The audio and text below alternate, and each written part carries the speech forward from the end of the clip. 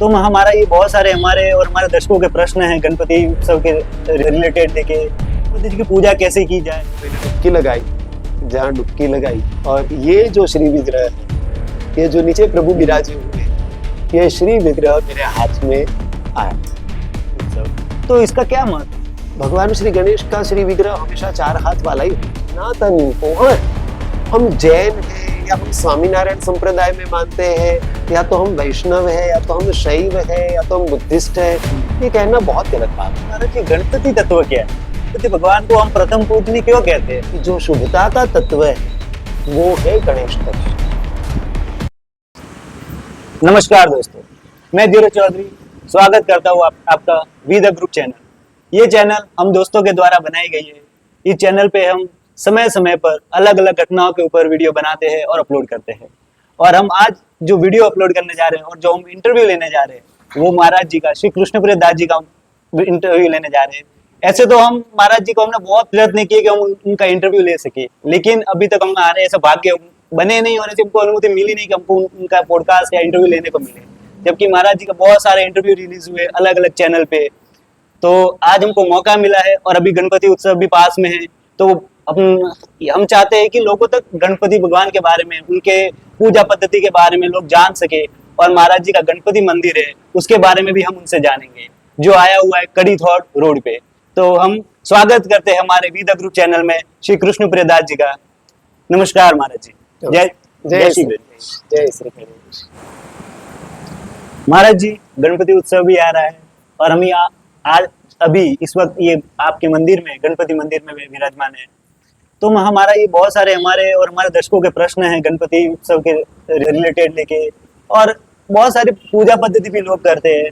तो हमारा ये आज पॉडकास्ट जो हमने अरेंज किया है वो उस उद्देश्य हेतु किया है कि लोगों तक गणपति जी की पूजा कैसे की जाए, और आपके मंदिर के बारे में बहुत किस्से सुने हैं तो वो भी लोगों तक जाए कि हाँ इतने चमत्कारिक मंदिर इतना कड़ी थॉट रोड पे आया हुआ है, तो लोग भी जान पाए, दर्शन कर पाए इस गणपति उत्सव के दौरान। तो इसके लिए हमने ये पॉडकास्ट अरेंज किया है। तो हम आपका स्वागत करते हैं, और हमारा पहला प्रश्न ये है कि हमको आपके इस मंदिर के बारे में, जो गणपति मंदिर है, इसके बारे में जानना है, इनके चमत्कार के बारे में, इनकी स्थापना कैसे हुई वो जानना है।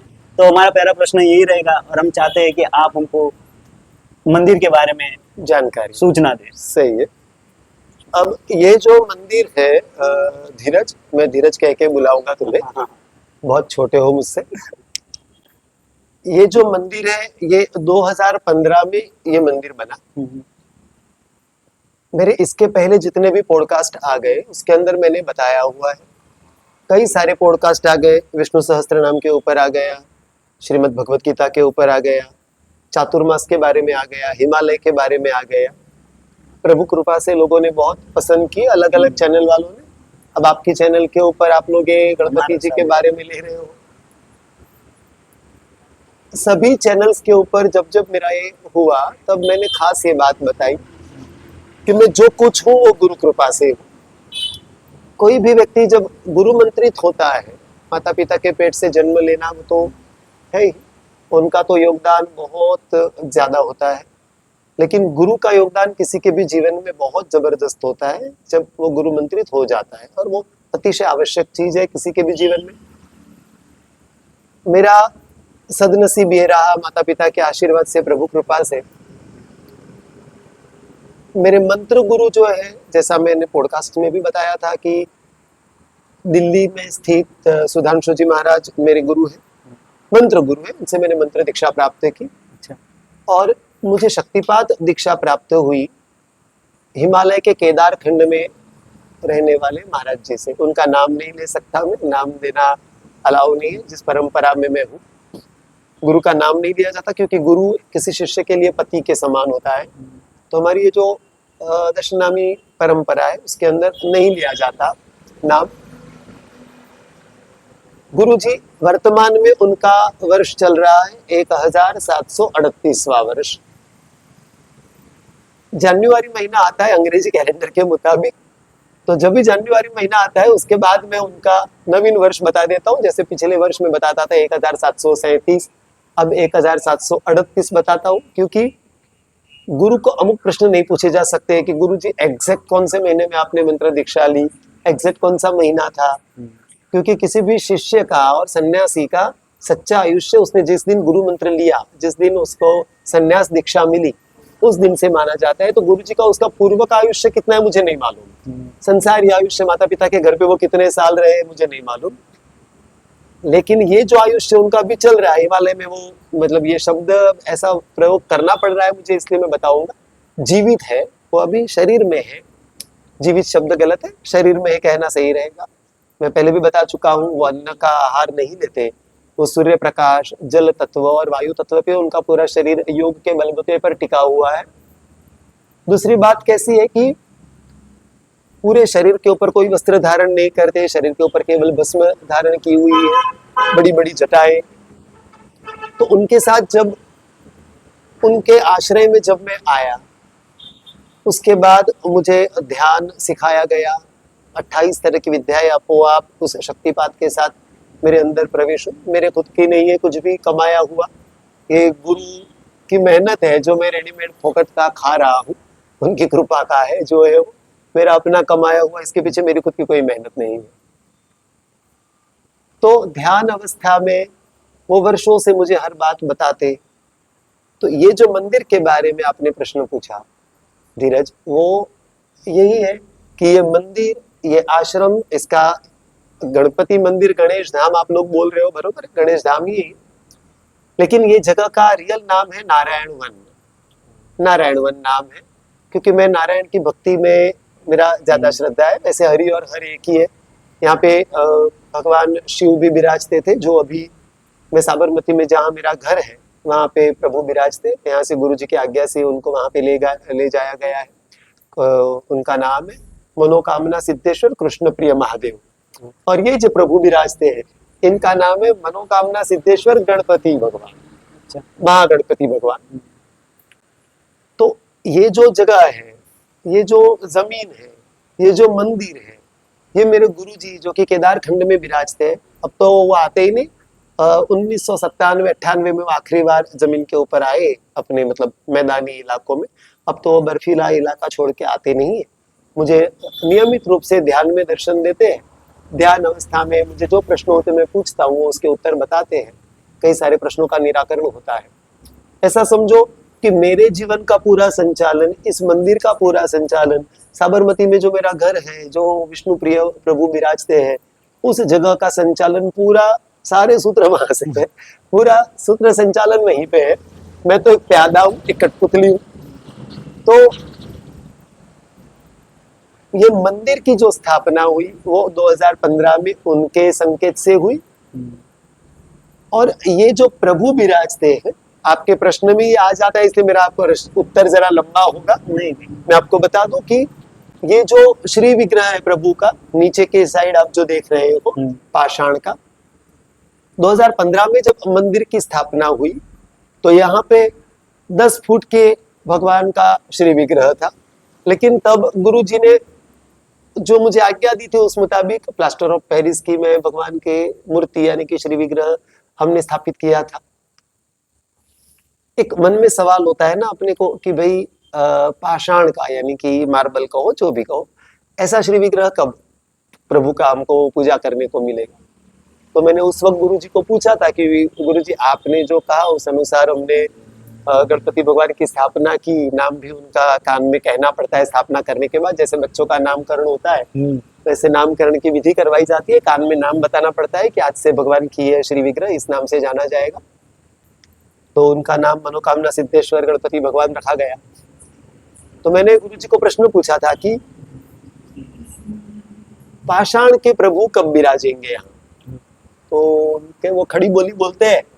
उनका बोलना वगैरह जो है वो ऐसा है कि वो एकदम अपने लोगों की तरह एकदम प्यार से नहीं बोलते, कई बार क्रोधित होकर गुस्से में जवाब देते। मुझे उन्होंने उस वक्त ध्यान अवस्था में बोला फालतू की पंचायतें बंद करो, बहुत पंचायतें करते हो, तुमको जो बोला जाए उतना ही करो, एक शिष्य हो, शिष्य की मर्यादा में रहना सीखो। तो स्वाभाविक है उनका आदेश था तो अपने ज्यादा बोल नहीं सकते। जब समय आएगा तब तुमको बता दिया जाएगा पाषाण का श्री विग्रह कब लाना है। तुम्हारे सामने प्रभु का कोई ना कोई स्वरूप है, उसकी आराधना करना सीखो। पाषाण का क्यों है, ये क्यों है, ये सारी बातों को अपने मन से हटाओ, अपना मन प्रभु में लगाओ और बात सही भी थी। ये सब ऐसे मन में मेरे जो विचार उठे थे वो नहीं उठने चाहिए थे। जब समय आएगा हम तुमको बता देंगे जो उन्होंने कहा था। अभी वर्तमान में चल रहा है 2025 का वर्ष। 2023 की बात है। 2023 का दिवाली के आसपास का समय था जब गुरुजी ने मुझे ध्यान अवस्था में आदेश दिया कि तुमने मुझे पूछा था 10 वर्ष पहले कि पाषाण का श्री विग्रह प्रभु का कब विराजेगा इस मंदिर में। अब वो समय आ चुका है। जब ये ध्यान अवस्था में मैंने सुना मेरे रोंगटे खड़े हो गए। अब वो समय आ चुका है। अप्रैल माह के अंदर, मतलब अंग्रेजी कैलेंडर के अनुसार अप्रैल मास के अंदर तुमको जाना है हरिद्वार। हरिद्वार जाओ और स्टेशन से जब तुम जाओगे, चाहे एरोप्लेन से जाओ चाहे बस से जाओ, कहीं से भी जाओ, बस अड्डे से उतरोगे तो बस अड्डे से, रेलवे से जाओ तो रेलवे से, प्लेन से जाओ तो हवाई अड्डे से, जहां से भी तुम जाओ, तुम्हें वहां पे जिन आश्रम में तुम रुकते हो, वैसे हम ज्यादातर रुकते हैं श्रीमद् भागवत आश्रम। श्री भगवत आश्रम में महाराज जी का, वहां पे हम हमेशा वहीं पे रुकते हैं। हमारे लिए घर जैसा आश्रम में उस महाराज जी का भी खूब प्रेम मिलता है हमको। डॉक्टर विवेकानंद स्वामी वहां पे विराजते हैं। बड़े ज्ञानी पुरुष हैं, बहुत ही बड़े ज्ञानी पुरुष हैं। और उनके जो मुख्य शिष्य हैं उनका भी खूब प्रेम मिलता है हमको। तो हम वहीं पे विराजते हैं जब भी जाते हैं। तो महाराज गुरु जी ने ध्यान अवस्था में मना किया था, वहां नहीं जाना है। पहले तुम गंगा मैया में जाओगे गणेश घाट के ऊपर। अब मुझे तो मालूम भी नहीं था गणेश घाट कहाँ पे आया हुआ है। और ये सब कुछ 6 महीने पहले ही बता दिया गया, क्योंकि दिवाली आती है करीब अक्टूबर नवंबर में। बातें बताई गई अप्रैल महीने की कि तुमको वहां पे जाना है और वहां जाके सीधा गणेश घाट के ऊपर जाना है, स्नान करना है, गंगा मैया में डुबकी लगानी है। तुम जब गंगा मैया में स्नान करोगे, डुबकी लगाओगे, पानी में हाथ घुमाओगे, तो वहां पे तुम्हें गणपति का एक श्री विग्रह मिलेगा, गणपति की मूर्ति मिलेगी। वो तुम्हें लेके आनी है, वो पाषाण की है और उसके ऊपर दूसरे कोई उपचार करने नहीं होंगे। वो स्वयं सिद्ध होगी, उसके अंदर सारी शक्तियां निहित होगी। और वो मूर्ति को फिर तुम जितने दिन वहां पे रुकोगे तब तक गंगा मैया के घाट के ऊपर ही रखना है। जिस दिन तुम वापिस आओगे, अहमदाबाद परत आओगे, उस वक्त तुमको बिल्कुल निकलने के समय उसको ले आना है, उस श्री विग्रह को। ये सुना तो आज तक उनकी बताई हुई एक एक बात सही पड़ी है। तो मेरे लिए बहुत मतलब क्या कहूँ, चौंकाने वाली बात थी कि चलो अब प्रभु का एक श्री विग्रह आएगा। अपने हुआ भी ऐसा, गुरु जी के कहे मुताबिक। मैंने पहले किसी को बताया नहीं था। मेरे जो शिष्य है, कहीं पे जाता हूँ तो मैंने गुरु जी को पूछ लिया था कि मैंने बात छेड़ी है, तो शिष्य कह रहे हैं कि क्या हम भी आए। तो मैंने बताया कि गुरु जी नहीं कहेंगे तब तक मैं नहीं ले जा सकता तुम लोगों को, लेकिन गुरु जी ने हाँ बता दी थी। फिर उनको ही बोला था रिजर्वेशन कर दो। रेलवे का रिजर्वेशन किया था हम लोगों ने, और अप्रैल का एंड था, उस समय का हमको रिजर्वेशन मिल गया। हम एक्चुअली करना चाहते थे मई महीने का रिजर्वेशन, क्योंकि मेरी स्कूल की जॉब चालू है। मैं Saint Joseph English medium school में क्योंकि जॉब करता हूँ, प्राइमरी सेक्शन में मैं प्रिंसिपल हूँ। तो पर हमको अप्रैल का मिल गया, मई महीने के हमको नहीं मिल पाए रिजर्वेशन। ये सब मैंने कहा ना, पूरा संचालन वहां से होता है। बच्चों ने मुझे पूछा कि सर मिल रहे हैं तो अप्रैल के। मैंने कहा हाँ अप्रैल का ही कर दो, कोई बात नहीं। और रिजर्वेशन के हम लोग पहुंचे। मैं किसी को बता तो नहीं सकता था। मैंने हरिद्वार उतरने के बाद बोला बच्चों रिक्शा वाले को पूछो गणेश घाट जाना है। सबको बोला गणेश घाट क्यों, अपने आश्रम नहीं जा रहे। मैंने कहा नहीं, मैं कह रहा हूँ उतना करो, अपने गणेश घाट जा रहे, पहले नहाएंगे, नहाकर जाएंगे महाराज जी के वहां। ठीक है, हम लोग वहां पे गए। बच्चों ने रिक्शा वगैरह तय की। बहुत सारे बच्चे आते हैं मेरे साथ, अकेला नहीं जाता हूँ। सारे बड़े सात्विक है, मेरे में हो सकता है 50 बुराइयां होगी, लेकिन मेरे शिष्य सारे के सारे बड़े पवित्र और बहुत सात्विक है। तो वहां से इतनी सारी रिक्शाएं की, उसके अंदर हम सब गए। गणेश घाट पे मैं उतरा। पहली बार मैंने तो गणेश घाट देखा। हरिद्वार तो बहुत बार जाते हैं, हर वेकेशन में मैं हिमालय चला जाता हूँ, लेकिन गणेश घाट नहीं देखा था। वहां गए, बच्चों को भी बड़ा आश्चर्य हुआ कि हमेशा अपने आश्रम चले जाते हैं फिर वहां से नहाने आते हैं। इस बार गुरुजी पहली बार ऐसा कर रहे हैं, पर वो भी उनकी मर्यादा है, पूछ सकते नहीं ज्यादा प्रश्न। गंगा मैया में मैंने डुबकी लगाई, जहाँ डुबकी लगाई, और ये जो श्री विग्रह है, ये जो नीचे प्रभु विराजे हुए हैं, ये श्री विग्रह मेरे हाथ में आया। और उसको प्रभु को लेके फिर बहुत, मेरी तो आंखों से उस समय आंसू आ गए। मैं बोल नहीं पाया, किसी को कुछ बताया नहीं। फिर वो श्री विग्रह किनारे के ऊपर रख दिया। और फिर जब हम वापिस आए, 2-3 दिन हम रुके थे, उसके बाद का 2-3 दिन के बाद का रिजर्वेशन था, तो फिर हम वापिस आए। तब जब प्रभु को लेके गया सारे शिष्यों के पास, तब मैंने बताया कि ये शीघ्र, सभी बच्चों को बहुत आनंद आया। हमारे स्कूल के 2-3 टीचर्स भी हमारे साथ उसी प्रवास में आए थे। सबकी आंखों में आंसू आ गए कि ये बहुत बड़ी चमत्कारी बात है। तो ये बिल्कुल लेटेस्ट वाली आपको बात बताऊं तो ये प्रभु का श्री विग्रह आना इस मंदिर के लिए, और बड़े चमत्कारी है प्रभु। नाम ही वैसे तो मनोकामना सिद्धेश्वर है, सारी मनोकामनाओं को पूर्ण करते हैं। ये स्वयं सिद्ध है। इनके ऊपर आके मुझे पंडितों को बुला के जो पूजा विधि करनी पड़ती है, ऐसी कोई नहीं करवानी पड़ी, क्योंकि गुरुजी ने मना किया था। लेकिन हाँ, पिछला जो पूरा चातुर्मास गया, उस पिछले पूरे चातुर्मास के दरमियान प्रभु के ऊपर एक दिन में 51 बार गणपति अथर्व शीर्ष का लगातार जलाभिषेक हुआ है मेरे द्वारा, लगातार। तो उस तरह से प्रभु की ये श्री विग्रह के ऊपर गणपति का जो अतिशय प्रिय स्तोत्र है गणपति अथर्व शीर्ष, वो गणपति अथर्व शीर्ष के स्तोत्र के साथ लगातार जलाभिषेक करके एक अलग स्थान पे मुझे जाना पड़ा था, वहां पे जाके इसके ऊपर जलाभिषेक किए गए। और फिर जब वो हो गया, उसके बाद आके प्रभु यहाँ पे विराजे हैं, और यहाँ पे आके उन्होंने आज तक अनेकों लोगों की मनोकामनाएं पूरी की। प्रभु के आने के समय वो जो पहले वाला श्री विग्रह था, उसका हमने विसर्जन कर दिया, और अभी इस तरह से प्रभु यहाँ पे विराजते हैं। तो इस मंदिर की पहले वाले श्री विग्रह में भी बहुत सारी कथाएं हैं कि एक जने को यहाँ पे सर्पदंश हुआ था, और वो बहुत विपरीत अवस्था में बारिश के दिनों में बहन आई हुई थी यहाँ पे अपने बेटे को लेके। उनका नियम था, यहाँ पे हर शनिवार को लोग आते हैं। इस मंदिर की महत्ता हर शनिवार की है, लोग यहाँ पे शनिवार भरने के लिए आते हैं। और दूसरा, गणपति का खुद का जो दिन होता है महीने भर में 2 बार, एक तो अमावस्या के बाद आने वाली चौथ यानी कि विनायकी चतुर्थी, और पूर्णिमा के बाद आने वाली संकष्टी चतुर्थी। तो ये दोनों चतुर्थियां भरने के लिए लोग यहाँ पे आते हैं। लेकिन मैं खुद यहाँ पे शनिवार के दिन जरूर हाजिर रहता हूँ, चतुर्थियों को भी हाजिर रहता हूँ। लेकिन चतुर्थियां बीच बीच के दिन आती है, तो मुझे स्कूल की भी नौकरी करनी है। मैं वैसे पगार वगैरह नहीं लेता, मान धन कुछ नहीं लेता मैं, पर गुरु जी की भी आज्ञा नहीं है। उनका कहना है कि नहीं, तुम पाठशाला में रह के पढ़ा भी रहे हो और बच्चों के अंदर भारतीय धार्मिक संस्कार भी दे रहे हो, तो ये काम जरूरी है, करो। जब तुम्हें जरूरत होगी, आज्ञा कर दी जाएगी, तब सब कुछ छोड़ देना, तब फिर खाली आश्रम में आके रहना। तो चतुर्थी तो बीच बीच के दिन आती है, तो मुझे स्कूल में जाना पड़ता है, तो थोड़ी देर के लिए आके प्रभु की पूजा करके मैं जाता हूँ। बाकी रोज में भी ऐसा है, लेकिन हाँ, शनिवार को मैं जरूर यहाँ पे होता हूँ। कहीं के पाठ ना हो, हमारा ग्रुप है हरिओम परिवार, इसके अंतर्गत हम लोगों के आमंत्रण पे, सुख दुख के प्रसंग पे जैसा आमंत्रण मिले, हम प्रभु नाम के पाठ करने के लिए विष्णु सहस्त्र नाम का पाठ, फिर उसके अंदर पूरे 2-2.5 घंटे का कार्यक्रम होता है। और निकलने के समय पे हम जितने लोग गए, हम सभी के द्वारा जो पाठ का प्रचंड पुण्य पैदा हुआ, वो सारा पुण्य हम उसी परिवार को दान करके आते हैं।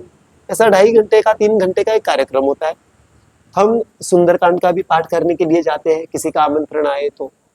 शुभ प्रसंग में भी लोग बुलाते हैं, किसी घर पे कुछ दुखद घटना घटी है तो 12-13 दिन तो, क्योंकि शास्त्र मना करता है, सुतक पातक लगता है, इसलिए नहीं जा सकते। लेकिन 12 दिन के बाद फिर किसी की वार्षिक तिथि हो, उस समय पे किसी के घर पे किसी का जन्मदिन है, तो हम लोग शुद्ध भारतीय तरीके से, वैदिक पद्धति से बच्चों का जन्मदिन मना के देते हैं। दिए बुझाने नहीं है, दीप प्रगटाने हैं। भारतीय परंपरा दीप जलाने में मानती है, दीप बुझाना तो बहुत अशुभ माना जाता है। केक कल्चर से दूर है ना, बूंदी का लड्डू वाला हमारा कल्चर है, दाना दाना इकट्ठा करके लड्डू बनाकर खाने वाले हम लोग हैं। काटो और बाटो के अंदर हम नहीं मानते।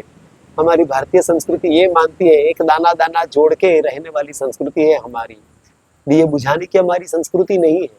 तो बच्चों के जन्मदिन पर भी लोग बुलाते हैं, हम जाते हैं, प्रभु नाम संकीर्तन करते हैं। अच्छा, इसके हमारे कोई चार्जेस भी नहीं, कोई चार्जेस नहीं है हमारी तरफ से, हम कोई चार्जेस नहीं लेते। सामने वाला अगर कुछ मान धन रखता है तो वो पूरा का पूरा गौशाला में जाता है। कोई, क्योंकि मुझे तो गुरु जी के द्वारा वैसे भी अलाउ नहीं है कि पैसों को स्पर्श करना, तो जितना भी पैसा जो कुछ भी आता है वो सारा सत्कर्मों में जाता है। पथमेड़ा वाले महाराज जी की अहमदाबाद में भाटगाम में गौशाला है, या तो पथमेड़ा में, हम कहीं पे भी वो पूरा दान कर देते हैं, जहाँ कहीं पे भी गौशाला दिखे। भारतीय वेद लक्षणा गौ माता है, बाकी रोड के ऊपर तो बहुत सारी गौ माताएं दिखाई देती है, वो गौ माता नहीं है, सभी जर्सी गाय, आपको मालूम होगा वो गाय नहीं है, वो एक प्राणी है। तो इस तरह से है कि इस मंदिर में आने वाला सारा चढ़ावा, चाहे हम पाठ करने के लिए जाते हैं 2-2.5 घंटे के लिए, तो उसका चढ़ावा वो सारा का सारा गौ सेवा में और उसमें जाता है। और इसलिए मैं शनिवार को जरूर यहाँ पे होता हूँ। शनिवार को इस मंदिर का उधर का जो हिस्सा है, वहाँ पे सत्संग हॉल है, उसके अंदर सत्संग होता है। लोग अपने अपने जीवन के प्रश्न पूछते हैं, ज्योतिष से रिलेटेड सवाल हो, अलग अलग तरह के सवाल हो। देखो, मुझे पता चलता है तो मैं जवाब देता हूँ, बाकी मैं भी एक सामान्य इंसान हूँ। लोग पूछते हैं बात और है, उनका बड़प्पन है, बाकी मेरे अंदर ऐसा कुछ नहीं है कि मुझे पूजा जाए। पर गुरु जी की दया है कि लोगों के जितने प्रश्न होते हैं उसका कम ज्यादा समय में उनके कर्मों अनुसार फल मिल जाता है, सॉल्यूशन आ जाता है। तो ये इस मंदिर की महत्ता है, मेरी महत्ता नहीं है, ये प्रभु की और गुरु जी की कृपा है। महाराज जी, सच कहूं, आपने ये कहा कि यहाँ पे मनोकामना पूरी होती है, तो मैंने भी एक मनोकामना रखी है, और आशीर्वाद दीजिए कि मेरी मनोकामना भी जल्द से जल्द पूरी हो जाए। बिल्कुल को आशीर्वाद देने वाले बेटा वो है, आशीर्वाद देने वाले हम कौन होते हैं। लेकिन ये बात पक्की है कि जिन्होंने आज तक यहाँ पे आके प्रभु की मनोकामना मानी है, उनकी पूरी हुई। देने वाले हो, मैं तो बिचौटिया हूँ, मेरे हाथ में नहीं है, करने वाले वो है, तो उनको ही बोलो, करते तो वही है। महाराज जी, अब हमारे पॉडकास्ट में हम आगे बढ़ते हैं, और हमारा दूसरा प्रश्न ये है कि अभी भादरवा महीना चल रहा है, और भादरवा महीने में आने वाली ये गणपति उत्सव, तो इसका क्या महत्व है? बहुत सही प्रश्न पूछा तुमने। बहुत लोगों को इसके बारे में मालूम नहीं होता। भाद्रपद, भद्र का अर्थ होता है शुभ, भद्र का अर्थ होता है शुभ, अशुभ का मतलब होता है अभद्र। इसको भाद्रपद कहा गया, और इसमें सबसे प्रथम पूजनीय भगवान ऐसे गणपति की पूजा, उनका उत्सव, उनका त्योहार। इसके पीछे गुरु जी ने मुझे जो संकेत दिया था, मेरे सारे उत्तर मेरे माता पिता ने सिखाए हुए शास्त्रों के द्वारा जाने हुए, और मेरे परम पूज्य गुरु जी जिनके बारे में मैंने बताया कि 1738 वर्ष के अभी है, वो उनके द्वारा जो बताया जाता है उसी के आधार पर मैं बताऊंगा। श्रावण मास भगवान भोलेनाथ का महीना है। श्रावण मास भोलेनाथ का होने की वजह से क्या है, भोलेनाथ भूताधिपति है। अब यहाँ पे भूत का संस्कृत में अर्थ होता है, हम सभी भूत हैं, सभी जीवात्मा भूतात्मा होता है।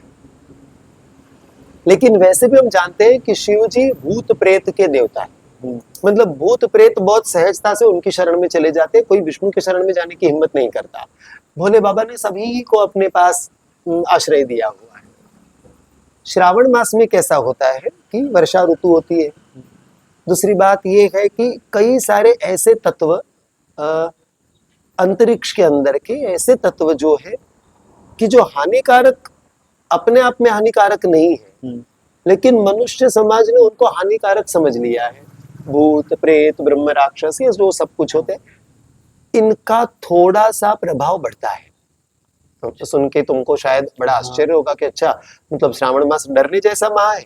डरने जैसा मास है ऐसा मैं नहीं कहूंगा, लेकिन उनके स्वामी है भोले बाबा। शिव शंकर भूतों के, प्रेतों के, ब्रह्म राक्षस से लेके सभी के स्वामी है। तुमने शायद भागवत महापुराण या शिव महापुराण में सुना होगा कि शिव जी जब विवाह करने के लिए निकले पार्वती माता के साथ, तो भूतों की बारात थी, देवता सब आगे आगे, और पीछे भगवान के आजू बाजू कोई देवता नहीं था, सारे भूत प्रेत और ऐसे ही सब थे, डाकिनी शाकिनी क्या होता है वो सब कुछ। तो उनके बड़े प्रिय भगवान हैं। तो जब उनका महीना आता है तो इन तत्वों का थोड़ा सा प्रभाव बढ़ जाता है। अब इस प्रभाव को you must be under control now, ये बताने के लिए भाद्रपद मास की भद्र है। अब अभद्र चीजें, उनका प्रभाव धीरे धीरे कम, और शुभता के देवता, सर्व विघ्नों को हरने वाले, सर्व तकलीफों को हरने वाले, ऐसे भगवान श्री गणेश का महीना अब शुरू। तो चतुर्थी से लेकर, चतुर्थी जो है भगवान श्री गणेश की स्पेशल तिथि मानी गई है, तो चतुर्थी से लेकर तो अनंत चतुर्दशी तक, इस समय के दरमियान भगवान श्री गणेश की अपने घर पर श्री विग्रह लाके प्लास्टर ऑफ पेरिस के मिलते हैं ये बात और है, अब तो सरकार ने बैन लगा दिया है, बहुत अच्छी बात है। अब तो मृतिका के यानी मिट्टी की बनी हुई मूर्तियां मिलती है जो शुभ मानी जाती है। तो मृतिका की मूर्ति, मिट्टी की मूर्ति घर पे बनाई जाए, लेकिन जरूरी है कि उसके 4 हाथ हो। लोग कुछ 2 हाथ वाली बनाते हो, अलाउ नहीं है। भगवान श्री गणेश का श्री विग्रह हमेशा 4 हाथ वाला ही होना चाहिए। तो ऐसी मूर्ति लाके उसका इन 10 दिनों में पूजन किया जाए। और फिर जब भगवान श्री गणेश अनंत चतुर्दशी को हमारे घर में जो एक छोटे से फॉर्म में आए 4 हाथ वाले प्रभु, वो क्या है, वो अनंत है। तो वो चतुर्दशी एक छोटी तिथि, उसी चतुर्दशी में एक 0 वाली 10 तिथि मिली। 0 जो है शून्य को कहा गया है पूर्ण का स्वरूप, है ना, पूर्ण ब्रह्म, हाँ। पूर्ण आत्मा कहा गया है। तो जब 10 4 के अंदर जुड़ गए तो कितने बन गए, 14। तो चतुर्दशी बन गई, जो अनंत का स्वरूप है। श्री हरि विष्णु का एक नाम है अनंत, ओम अनंताय नमः। आप अगर विष्णु सहस्त्र नाम करोगे तो उसके अंदर भगवान का एक नाम आता है, ओम अनंताय नमः। वैसे तो कई बार आता है। तो ये जो अनंत में मिल जाने का प्रयोजन है, वो इस तिथि के साथ डायरेक्टली जुड़ा हुआ है। चतुर्थी से शुरू हुई यात्रा भगवान श्री गणेश की पूजा, वो चतुर्दशी, अनंत चतुर्दशी तक। अनंत चतुर्दशी को उस भगवान श्री गणेश की जो मूर्ति हमारे घर पे लाए, उस श्री विग्रह को जल में उसका विसर्जन कर दिया जाता है। तो इस तरह से हमको जीवन की सच्चाई सिखाई गई है कि जब हमारा जीवन शुरू होता है तो बड़ा आनंद होता है, लेकिन धीरे धीरे एक दिन उसको उस अनंत में मिल जाना है। तो उसकी तैयारी करो। इसको कितना ही पूजोगे, इसको कितना ही अच्छी तरह से रखोगे, इसको सादी भाषा में कहूँ तो इसको कितना ही लाली लिपस्टिक करोगे, कोई मतलब नहीं है। एक दिन इसका विसर्जन होना ही होना है। बहुत हमारे ऋषि मुनि, धीरज में आपको बताऊं, बहुत बहुत ज्ञानी प्रजा थी। मैं कहूंगा हर भारतीय को, हर हिंदू को, हर सनातनी को, हर, हम जैन हैं या हम स्वामीनारायण संप्रदाय में मानते हैं, या तो हम वैष्णव है, या तो हम शैव है, या तो हम बुद्धिस्ट है, ये कहना बहुत गलत बात है। देखो, बुद्धिज्म भी हमारा ही हिस्सा है, जैन भी हमारे इसी पेड़ की शाखा है, स्वामीनारायण भी इसी पेड़ की शाखा है, और वैष्णव भी इसी पेड़ की शाखा है, शाक्त संप्रदाय वाले भी इसी पेड़ की शाखा है, शैव संप्रदाय वाले भी। मूल पेड़ तो एक ही है ना, उसकी डालियां चाहे कुछ भी हो, डालियों को ये नहीं कहना चाहिए कि मैं अलग पेड़ है। नीचे झांक के देखो, पता चलेगा मेन जो पेड़ है वो सनातन का पेड़ है।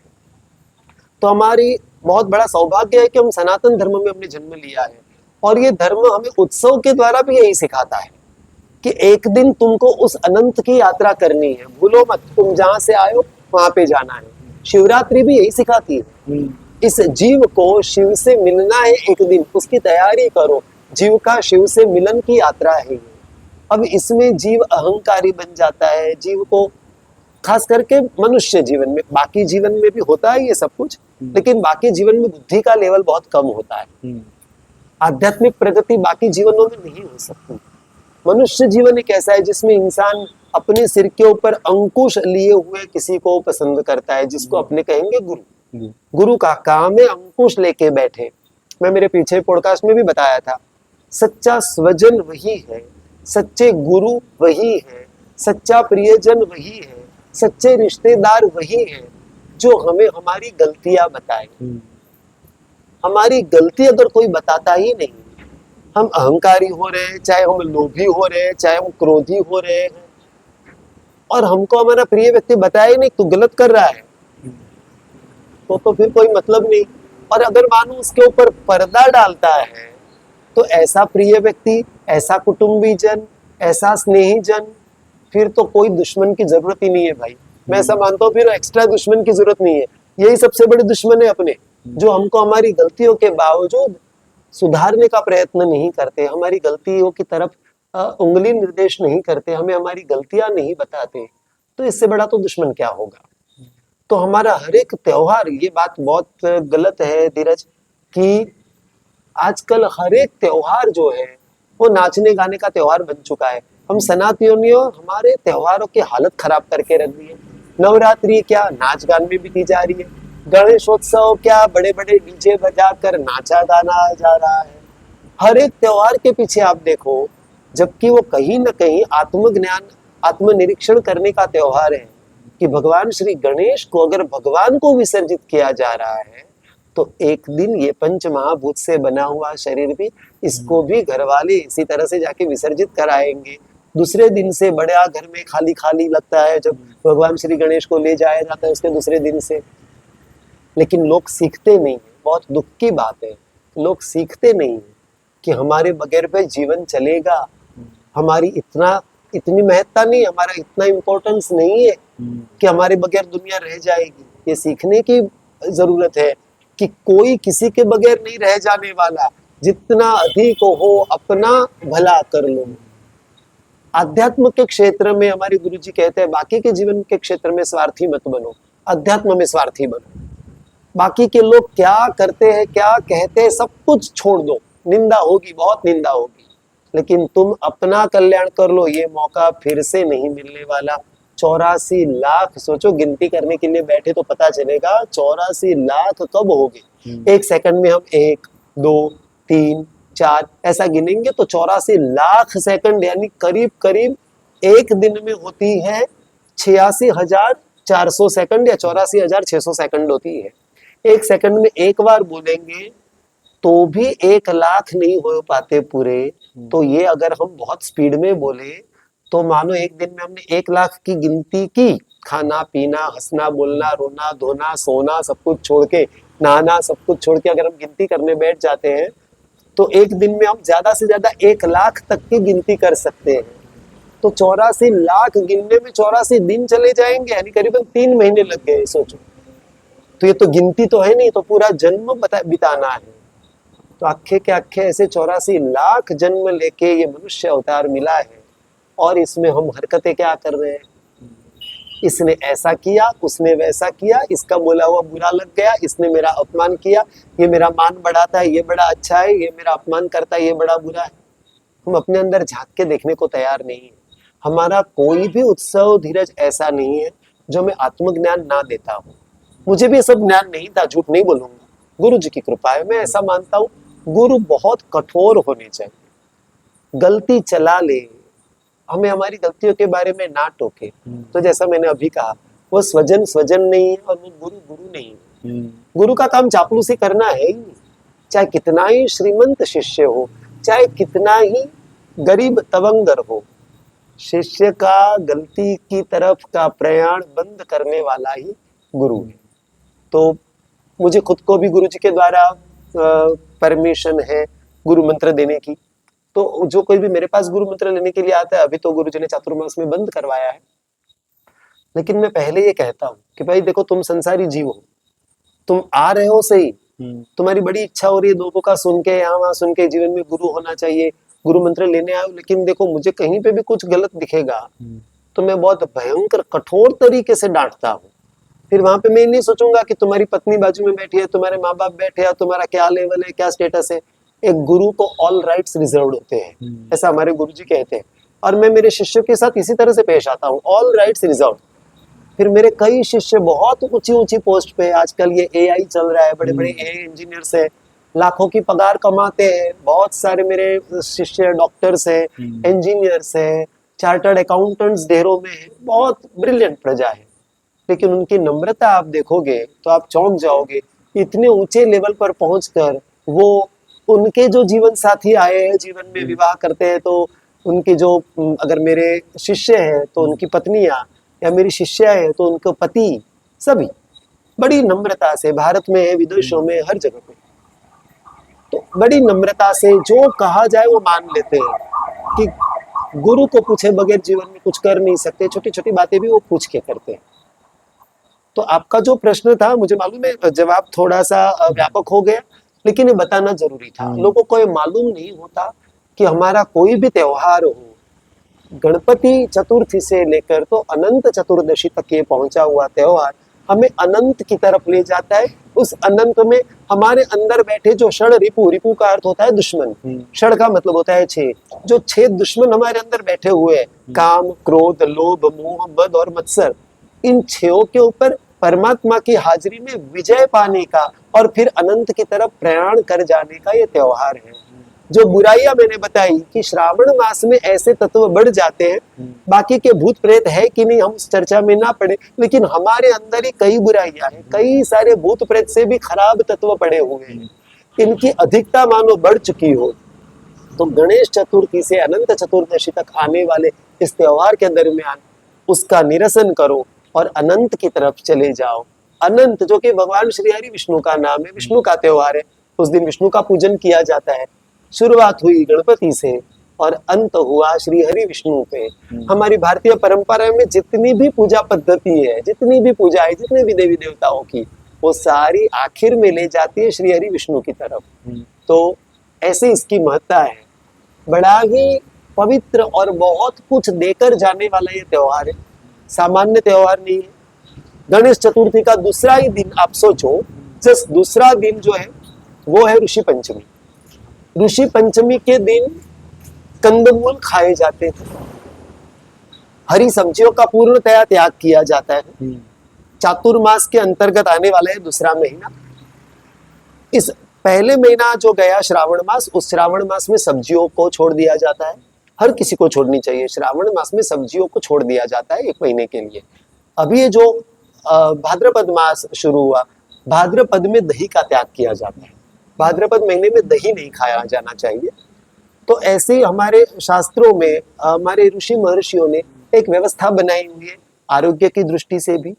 और इस भाद्रपद में दूध पिया जाता है। आप देखोगे अभी गणपति उत्सव जैसे पूरा होगा, उसके बाद आएगा श्राद्ध पक्ष।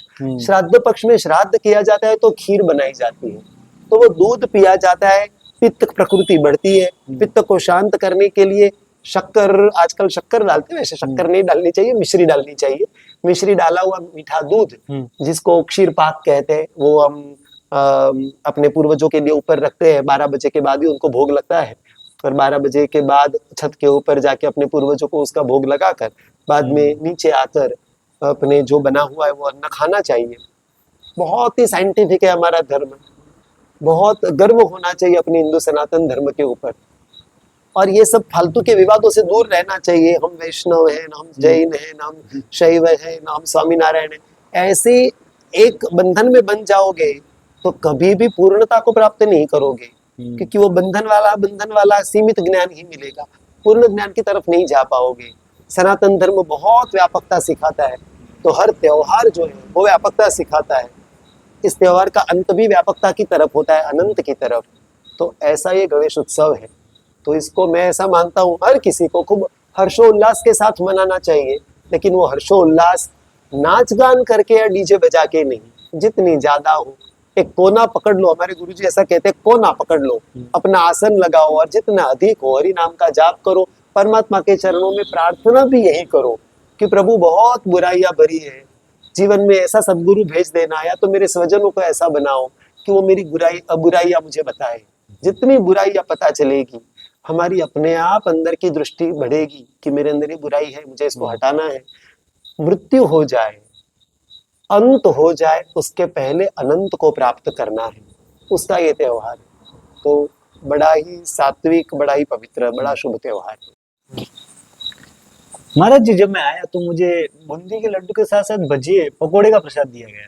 हाँ, अच्छा, मंदिर में। हाँ, तो मतलब ऐसा कभी बहुत सारे गणपति मंदिर में दर्शन किए, हम दर्शन करने गए, लेकिन कभी हमने ये ऐसा देखा नहीं कि भजिए के साथ लड्डू के साथ भजिए या पकोड़े दिए जाए। तो जरा आप इसके ऊपर प्रकाश डालिएगा कि ये क्या, इसका कारण क्या है कि भजिए का प्रसाद ये कुछ अलग है, अलग।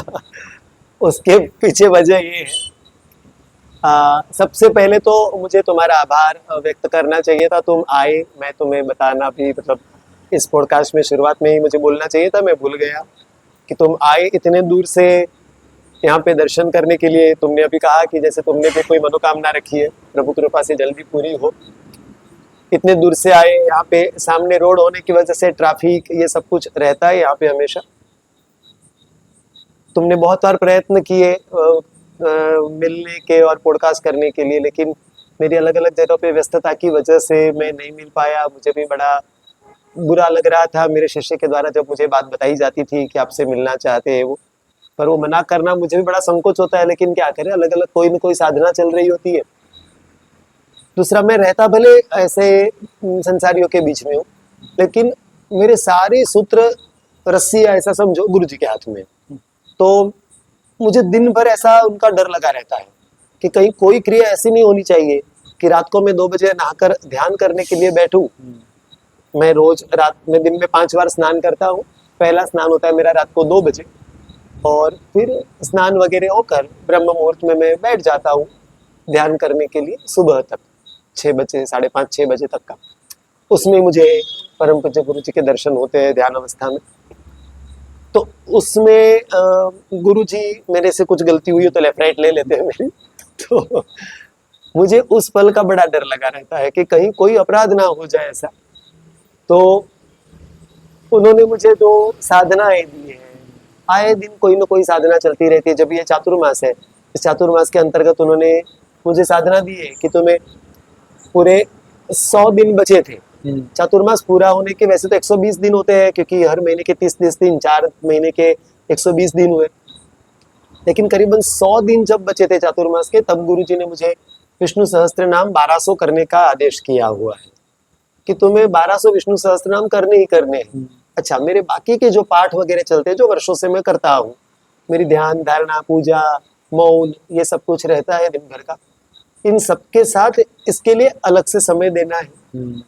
तो इन सब वजह की व्यस्तता की वजह से क्या होता है कि मैं समय नहीं दे पाता किसी को मिलने के लिए। तो इसलिए आपने जो शुरुआत में प्रेक्षकों को बताया आपके कि गुरु जी को मिलने का बहुत प्रयत्न किया लेकिन नहीं मिल पाए, तो मैं खुद भी कहूँ तो मैं क्षमा प्रार्थी हूँ। मुझे बड़ा बुरा लगता है किसी को मिलने से मना करने के लिए। मेरे कुछ 1-2 खास शिष्य हैं जो मेरे साथ होते हैं, तो उनके द्वारा फिर फोन वगैरह उठाते हैं, वो जवाब दे देते हैं, पर ये वजह है। अब आपने जो प्रश्न पूछा कि यहाँ पे आने के बाद आपको दिया गया भजिए का और बूंदी का प्रसाद। बूंदी तो ठीक है, हर जगह पे मिठास के रूप में कुछ न कुछ मिठाई दी जाएगी, उसके अंतर्गत दी गई। भजिए का जो आपने पूछा वो इस जगह की खासियत है। 10 वर्ष पूर्व जब 2015 में, जैसा मैंने कहा, यहाँ पे प्रभु भी विराजते थे, भोलेनाथ मनोकामना सिद्धेश्वर कृष्ण प्रिय महादेव, जो अभी मेरे घर पे विराजते गुरु आज्ञा से, और दूसरे ये मनोकामना सिद्धेश्वर महागणपति भगवान। जब इनकी स्थापना हुई उस वक्त मेरे अलग अलग शिष्य यहाँ पे सेवा देने के लिए आते, मैं भी आता। विदेशों में जो मेरे बच्चे मतलब, मैं तो सन्यासी, मेरे बच्चे मतलब मेरे पास पड़े हुए बच्चे बोलता हूँ सबको, उन मेरे शिष्यों को वहां पे संकेत मिले, उनको वहां पे निद्रा में स्वप्न आया। यहाँ भारत में भी जो बच्चे रहते हैं उनको कईयों को स्वप्न आया।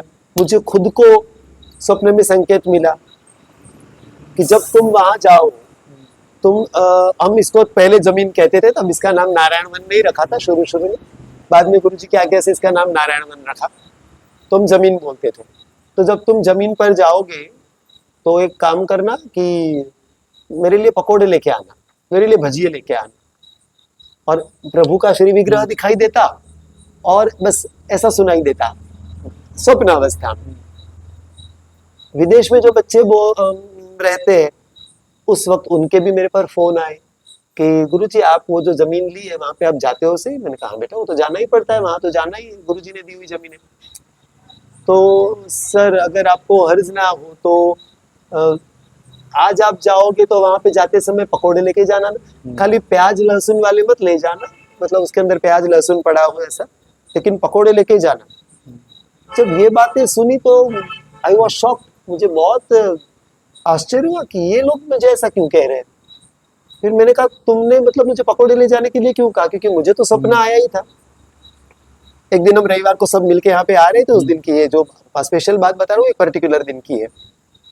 तो फोन आया और उसने मुझे ऐसा बोला, तो मैंने कहा कि क्यों पकोड़े? तो कहा, बोले सर वो मैंने मतलब रात को सो गया था ना, तो आप लोग जो व्हाट्सएप के ऊपर फोटो भेजते हो भगवान की, तो उस भगवान की फोटो वाले भगवान दिखाई दिए, मतलब सपने के अंदर बस वो मूर्ति दिखाई दे रही है, और मतलब हमको मानो ऐसा कह रहे हो कि उसको, यानी कि मुझे, उसको बोलो कि जब वो जमीन पर आए तो मेरे लिए पकोड़े लेके आए। तो इसलिए सर मैंने आपको बोला था, अगर आप जाते हो, आज रविवार है, आप जाओगे, हमको नहीं मालूम था आप रोज जाते हो, तो सर वहां पे पकोड़े लेके जाना। मैंने उस समय वहां पे जो बच्चे मेरे साथ थे मेरे घर पे, कि जहाँ से हम यहाँ पे आने वाले थे, तब तो भोले बाबा भी यहाँ पे विराजते थे, यहाँ पे गणपति प्रभु विराजते थे। तो उन्होंने बच्चों को बताया, तो उन्होंने ये बात सुनी फोन के ऊपर कि मैं जोर से बोल रहा था और मैं फोन भी स्पीकर पे रखता हूँ ताकि बाकी के बच्चों को भी सुनने को मिले कि विदेश में बस रहे भैया दीदी लोग क्या कर रहे हैं, क्या कह रहे थे, हमको याद कर रहे थे कि नहीं। तो स्पीकर के ऊपर फोन होने की वजह से उनकी भी आवाज सुनाई दी। मैं थोड़ी देर पहले उनको बता ही चुका था कि आज मुझे ऐसा सपना आया है। इन बच्चों ने जब मेरा फोन मैंने रख के इस तरह से बात की, सभी बच्चों ने अपने अपने टिफिन खोल के बताया कि गुरुजी आज तो हमारी मम्मी ने भी साथ में लंच में पकोड़े भेजे हैं। उस टाइम मेरे पास आए थे 18 बच्चे, मेरे घर से 18 जने हम अलग अलग कार में बैठ के यहाँ पे आने वाले थे। 2 व्हीलर पे आते, कुछ कार में आते। उस 18 में से धीरज तुम नहीं मानोगे, 15 बच्चों के माताओं ने बच्चों को यहाँ पे आके काम करते, यहाँ पे आजू बाजू में कुछ है नहीं, जैसे खेतों के बीच में कुछ होटल ऐसा कुछ मिलता नहीं यहाँ पे, और खाते भी नहीं। मेरे बच्चे बाहर का खाना पसंद नहीं करते, बड़े सात्विक है मैंने जैसा बताया। तो उनकी माताएं कुछ न कुछ बना के देती। तो हमेशा ऐसा होता, कुछ कुछ अलग अलग चीजें लाते, कोई पोहे लेके आ रहा है, कोई सब्जी रोटी लेके आ रहा है। उस दिन सभी के जब लंच बॉक्स खोले तो 18 में से 15 बच्चों के लंच बॉक्स में अलग अलग तरह के पकोड़े दिखाई दिए। तो ये बात तो हमारे लिए बहुत ज्यादा, यू कैन अंडरस्टैंड ना, it was too much stunning incident for me. मैं एकदम चौंक गया, क्या हो रहा है। वहां से विदेश से फोन आ रहा है, वो पकोड़े के बारे में कह रहे हैं, मुझे खुद को संकेत मिल रहा है कि मेरे लिए पकोड़े लेके आना। ये बच्चों की माताओं को तो कोई मालूम भी नहीं है, फिर भी इन्होंने लंच बॉक्स में इनको पकोड़े बना के दिए। तो तब से हमने तय किया हुआ है कि इस मंदिर में जो कोई भी आएगा उसको भजिए, गुजरात में भजिए बोला जाता है, तो भजिए कहो, पकोड़े कहो, लेकिन आओ बड़े सात्विक होते हैं, उसके अंदर प्याज लहसुन नहीं पड़ता। मिर्ची के होते हैं, मिर्ची के भी होते हैं, आलू के होते हैं, बिना किसी चीज के केवल बेसन के होते हैं, मीठे होते हैं। जब जैसे सुविधा वैसे हम यहाँ पे भगवान को पकोड़े चढ़ाते हैं, और बाकी के प्रसाद के साथ पकोड़े चढ़ाने का। मेरे घर पे जो प्रभु विराजते हैं, मनोकामना सिद्धेश्वर कृष्ण प्रिय महादेव, उनको भी नियमित रूप से पकोड़ों का प्रसाद, क्योंकि पहले वो यहीं पे विराजते थे, और हमको जो संकेत मिला था, इन दोनों के श्री विग्रह दिखाई दिए थे स्वप्न में, तो दोनों जगह पे पकोड़े का प्रसाद जरूर, एक तो एक पकोड़ा चढ़ेगा से। तो ये बात है, इसलिए आपको यहाँ पे जो थोड़ा अलग लगा कि पकोड़े का प्रसाद क्यों, क्योंकि उन्होंने मांग के लिए हुए हैं। यहाँ पे आने वाले लोग भी उनको पकोड़े ही चढ़ाते हैं, प्रभु को पकोड़े का ही प्रसाद चढ़ाया जाता है। काफी अच्छा लगा महाराज जी, हमारे प्रश्नों के इतने सारे उत्तर हमको मिले। और अब हम आगे चलते हैं पॉडकास्ट में। हमारा अगला सवाल ये है कि महाराज जी गणपति तत्व क्या है, कि गणपति तत्व मतलब कि गणपति तत्व क्या है, उनके बारे में उनकी कहानी क्या है, मतलब गणपति भगवान को हम प्रथम पूजनीय क्यों कहते हैं, और उनकी पूजा के बिना, उनकी अपने कोई भी शुभ कार्य होता है शुरू तो नहीं हो उनकी सकता। पूजा के बिना शुरू नहीं हो सकता। तो क्यों, ऐसा कारण क्या है उसके, और इतना महत्व क्यों उनका, और हमारे प्रेक्षक भी जानना चाहेंगे, क्योंकि ये बहुत बड़ा सवाल है। और आज ये हमारे पॉडकास्ट का सबसे उद्देश्य यही, इसका उद्देश्य यही था, लोगों तक गणपति पहुंचे। उत्सव आने वाला है। सही, सही। तुम्हारा प्रश्न जो है धीरज, बहुत सही प्रश्न है। जैसा तुमने बताया, ये भी बात सही है। लोग हमारे सनातन धर्म में, हम हिंदू धर्मियों में होता ये है कि हम लोग पूजा करते हैं, अब परमात्मा के प्रति हमारी भक्ति है, सब कुछ है, लेकिन कई बार तो उद्देश्य मालूम ही नहीं होता कि इसके पीछे का साइंस क्या, ये चीजें क्यों। तो उस दृष्टि से ये जानना बहुत जरूरी है। गणपति भगवान जो है वो शिव और पार्वती के संतान तो है ही, उसमें तो कोई दो राय नहीं है, लेकिन गणेश गणपति एक शुभ तत्व है। परमात्मा जो है इस पूरे ब्रह्मांड के अंदर बहुत व्यापक स्वरूप में, बहुत व्यापक शब्द गलत बोल रहा हूँ, व्यापक स्वरूप में, बहुत या बहुत होगा तो कम शब्द आएगा, यहाँ पे बहुत बहुत कुछ नहीं, बस व्यापक स्वरूप में सर्वत्र, कोई जगह ऐसी नहीं है जहाँ ईश्वर का वास ना हो। अब ये व्यापक तत्व में जो शुभ तत्व है, हर एक चीज में कुछ अच्छा कुछ बुरा, कहीं पे भी हवा होगी तो हवा में थोड़े रजकण भी होंगे, धूल के कण होंगे, तो शुद्ध ऑक्सीजन भी होगा। उस तरह से कुछ ऐसे तत्व भी हो सकते हैं, लेकिन उसमें से जो शुभ है, जिनको हम दैवी तत्व कहते हैं, देवता, बाकी के असुर तत्व, अब उनमें भी जो सबसे शुभ तत्व माना गया वो है भगवान श्री गणेश। गणपति शुभता के प्रतीक है। लोक मान्यताओं के अनुसार माने तो गणपति भगवान के दो पुत्र उनका नाम भी है शुभ और लाभ। गणपति के पुत्र कहा गया, शुभ और लाभ को। गणपति भगवान की शक्तियां, अपने सामान्य भाषा में पत्नी कहेंगे। भगवान को, देवताओं को ऐसा पति पत्नी वाले रिश्ते नहीं होते, पति पत्नी नहीं होते, शक्ति कहना सही रहेगा। उनकी शक्तियां, जिनको हम रिद्धि सिद्धि कहते हैं, ये उनकी शक्तियां हैं। तो शुभ और लाभ उनकी संतान कही गई। स्वयं भगवान श्री गणेश अतिशय शुभ तत्व के उद्भवता है। भगवान शंकर जी और माता पार्वती का जब विवाह हुआ, उस समय पर भी गणेश पूजन किया गया था। सोचो, ये बात सुनने में कितनी ऑड लगेगी कि जिनकी संतान थे उनके विवाह में उनके पूजन हुआ, लेकिन हाँ हुआ, लेकिन वो उस रूप में नहीं जिसको हम गणपति शिव पार्वती के बेटे के रूप में देखते हैं, उस स्वरूप में कि सबसे शुभ तत्व। हमारे जीवन की कोई भी कार्य है, उसको करते वक्त उसकी शुरुआत अत्यंत शुभ तरीके से हो, हमारे संकल्प शुभ हो। हम इस दुनिया में आए हैं तो हमारा हर एक कार्य शुभता की तरफ बढ़े, कोई हमारे लिए प्रॉब्लम ना बने, हम किसी के लिए प्रॉब्लम ना बने। आप शास्त्रों को कितना जानते हो मुझे नहीं मालूम, लेकिन हमारे शास्त्रों में कुछ खास ऐसे वाक्य है जो बहुत मायने रखते हैं। उसमें भगवान को जो प्रार्थना की जाती है वेदों में, उसमें एक तत्व का, एक शब्द का, एक वाक्य का बहुत ज्यादा महत्ता मानी गई है, अभयम कुरु। यानी भगवान को कहा जाता है अभयम कुरु, अब मुझे अभय बनाओ। हाँ, ये तो है कि मुझे किसी से भय ना हो, लेकिन केवल यहाँ तक नहीं है बात। मुझे अभय दो, सामने अन्य लोग भी मुझसे अभय महसूस करें, फील करें, मैं किसी के लिए भयदायक ना बनूं। आप सोचो, थोड़ा सा आप बैठ के सोचोगे तो आपको पता चलेगा, हमारे ऋषि मुनि जिस परंपरा में हम सब पैदा हुए, ऋषि मुनियों की परंपरा में, सनातन धर्म कितना महान धर्म है। यहाँ पे कोई, किसी ने अपने अकेले के लिए कुछ नहीं मांगा है कि मैं दुनिया से निडर रहूं, नहीं, दुनिया भी मुझसे निडर रहे, मैं किसी के लिए डरने योग्य ना बनूं, आपस में प्रेम की भावना हो। ऋषि मुनियों ने जो भी प्रार्थनाएं की, आप देखोगे उसका, अगर आप हिंदी करोगे, संस्कृत आपको कितना पता चलता है मुझे नहीं मालूम, लेकिन हर एक प्रार्थना का हमारी भाषा में आप अनुवाद करोगे तो आपको दिखाई देगा ऋषि मुनियों ने कहीं पे भी मैं शब्द का प्रयोग नहीं किया।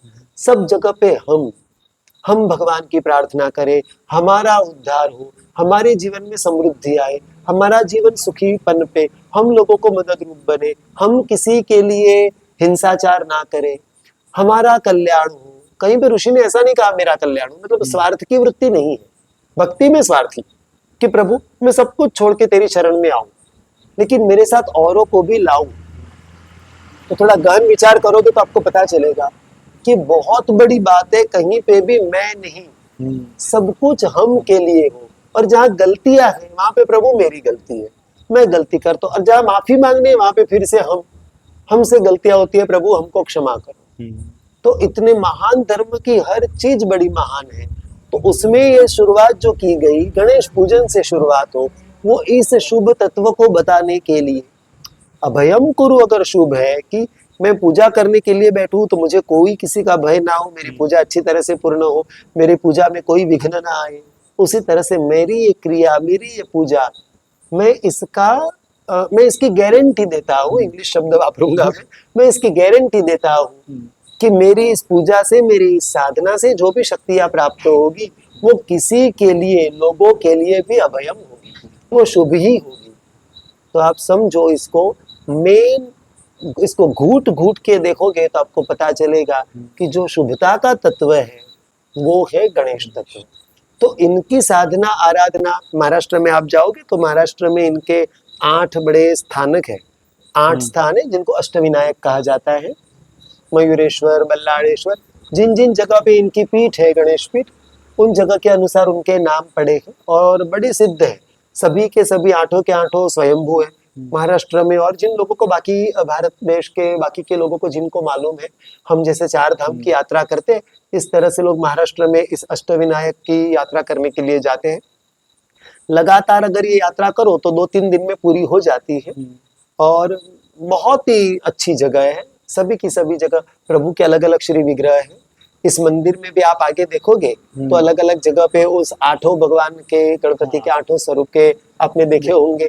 हमने इस मंदिर से रिलेटेड जो आज तक चमत्कारिक घटनाएं घटी है लोगों के जीवन में, उसके भी कुछ बैनर्स बनाए, कुछ बनाने के लिए दिए, क्योंकि अभी मंदिर जो ऐसा है अभी बन रहा है।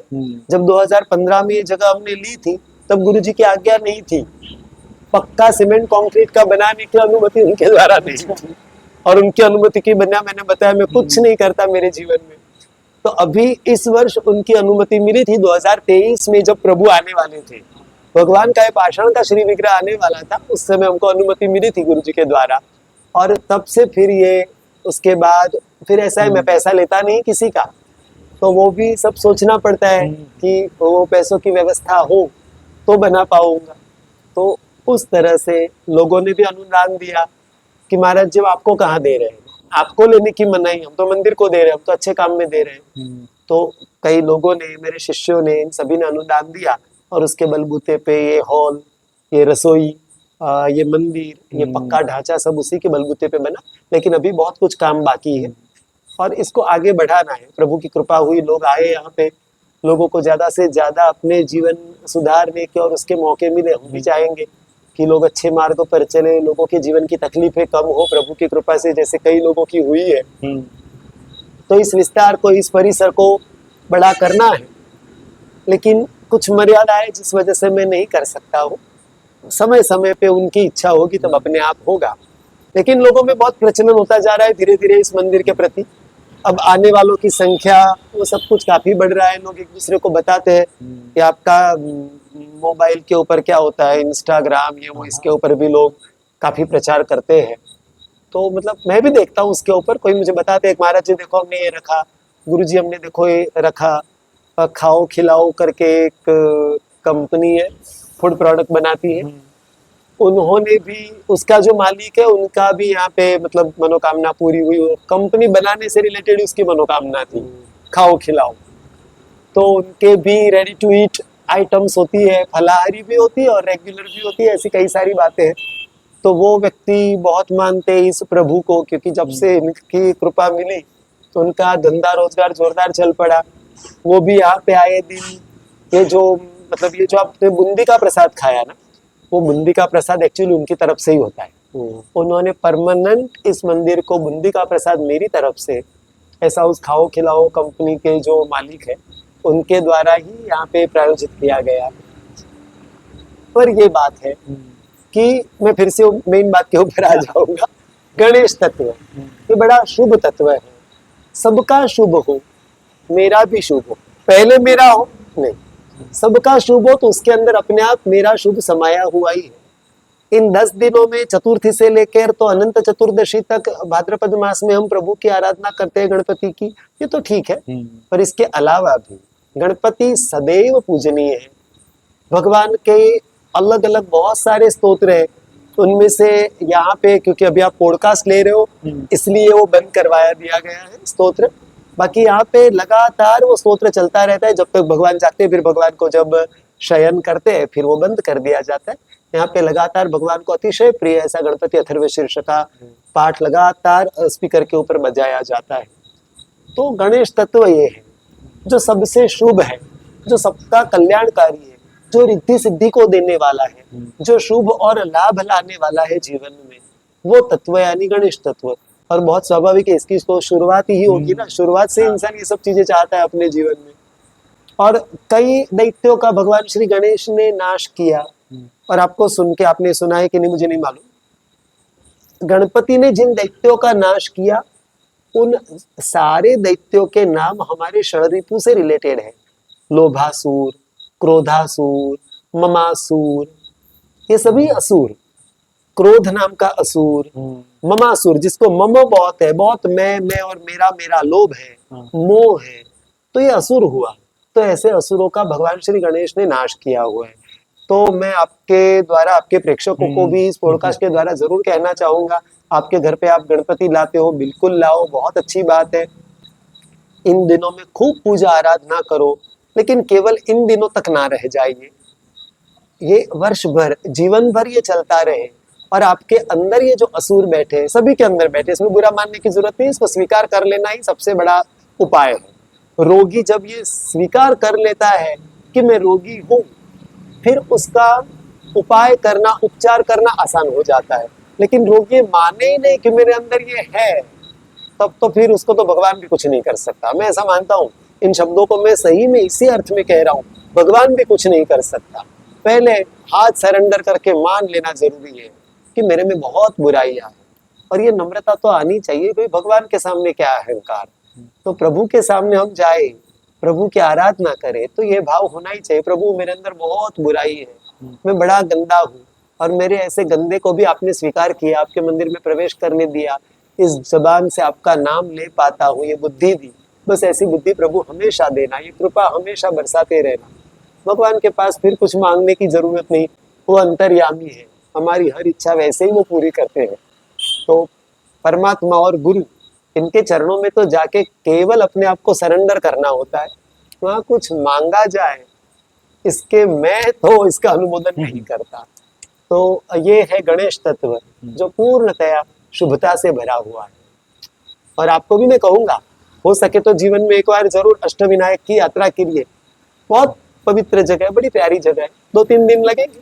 पूना के आसपास में है, सारी जगह पूना के आसपास में, आपने जो बाहर फोटो देखे वो अष्टविनायक है। तो अथर्व शीर्ष का हो सके तो रोज पाठ कीजिए गणपति का, 1.5-2 मिनट का ही स्तोत्र है। चतुर्थी के दिन 21 बार पाठ करना चाहिए। ये गणपति जी का भी उत्सव आएगा, इसमें भी 21 बार पाठ करना चाहिए। एक आसन पे बैठ के, आसन का बड़ा महत्व है, वो आसन फिर खाने पीने में यूज नहीं कर सकते, उसी के ऊपर रोज पूजा पाठ ये सब कुछ किया जाता है। वो आसन बैठने में, बाकी अन्य समय पे नहीं वापरना चाहिए। तो 21 बार गणपति अथर्व शीर्ष का पाठ, और एक बार उसका महात्मा, पाठ पूरा हो जाने के बाद उसका महात्मा आता है, उसको 21 बार करने की जरूरत नहीं, उसको एक ही बार करने का लास्ट। लेकिन एक बार अगर पाठ कर दो तो फिर महात्मा एक बार पढ़ना पड़ता है, लेकिन 21 बार करते हो तो एक बार उन दिनों में करो। तो भगवान करे आपको खूब प्रभु भक्ति मिले और प्रभु की कृपा की। उनके लिए अभी त्यौहार शुरू हो चुका है, भाद्रपद मास, जो बड़ा भद्र महीना है, पवित्र महीना है, और उसमें आपका मेरा संयोग हो गया इनके इस धाम में, गणेश धाम में, इस कैंप और रोड की गणेश धाम में। प्रभु आपको खूब प्रभु भक्ति देगी, आपकी हर मनोकामना अच्छी वाली जो हो वो पूर्ण हो। इसी आशीर्वाद के साथ आपको और कुछ पूछना हो तो पूछ सकते हैं। नहीं महाराज जी, आपका बहुत समय हमने ले लिया, और अभी आपका साधना का समय भी हो रहा है, तो हम चाहते हैं कि हमारे वी द ग्रुप के मेंबर आएंगे आने वाले समय में आपका पॉडकास्ट लेने, तो आप कृपा करना कि आपका कीमती समय हमें दे पाए और हम आपके और ऐसे पॉडकास्ट ले पाए। तो दोस्तों, ये थे श्री कृष्ण प्रियदास जी महाराज, अहमदाबाद के पास आई हुई थर्ड बर्ड सेंचुरी से 3 किलोमीटर दूर स्थित श्री गणेश धाम, श्री गणपति मंदिर के महाराज जी। उम्मीद है आपको उनके द्वारा दी गई माहिती उपयोगी साबित होगी, और इसी तरह के और इंटरेस्टिंग पॉडकास्ट के लिए हमारे साथ बने रहिए। हमारे वी द ग्रुप चैनल को लाइक, सब्सक्राइब और शेयर जरूर करिए, और इस पॉडकास्ट के रिलेटेड जो भी कमेंट्स हो आप अवश्य करें, ताकि हमें जानने को मिले कि आगे वाले पॉडकास्ट में हम और क्या आपके लिए नया ला सकते हैं। नमस्कार।